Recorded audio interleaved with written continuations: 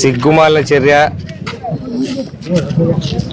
ఇంకా సిగ్గు లేకుండా ప్రజలు ఇంత దారుణమైన రిజల్ట్ ఇచ్చిన తర్వాత కూడా ఇంకా అదే అరాచక పాలన, విధ్వంస పాలనలో ఉన్నామని కలలుగంట ఈ పనులు చేసే ఈరోజు వైసీపీ ప్రభుత్వం లేకుండా పోయింది.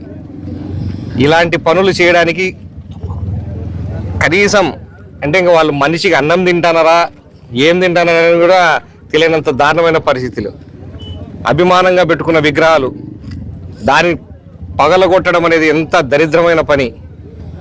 పగలగొట్టిన వాడు దొరికాడు, పోలీసులు చెప్తా ఉన్నారు. కానీ దాని వెనుకున్నది ఎవరు అనేది మాత్రం ఖచ్చితంగా దాన్ని బయటకు తీసి ప్రతి ఒక్కరిని కూడా శిక్షించాలని చెప్పేసి పోలీసుల్ని అడగడం జరిగింది, చెప్పడం జరిగింది. ఎంతటి వాళ్ళైనా దీని నెలకొన్న వాళ్ళందరినీ కూడా పేర్లు బయటికి తీసి ప్రతి ఒక్కరిని శిక్షించాలని చెప్పేసి మరొకసారి ఎస్పీ గారిని కూడా అడుగుతా ఉన్నాం. మీరు మాత్రం ఖచ్చితంగా స్ట్రిక్ట్ యాక్షన్ తీసుకోండి, దాని మీద ములాజు లేకుండా.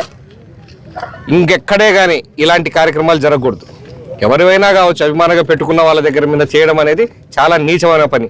ఇంత విధ్వంసం చేయగల ఆలోచన ఉన్న వాళ్ళ మైండ్కే ఇంకా ఆ దరిద్రం ఆలోచనలో ఉన్నారు అని అంటే మాత్రం ఇంకా ప్రజలు మిమ్మల్ని ఎప్పుడూ క్షమించరు.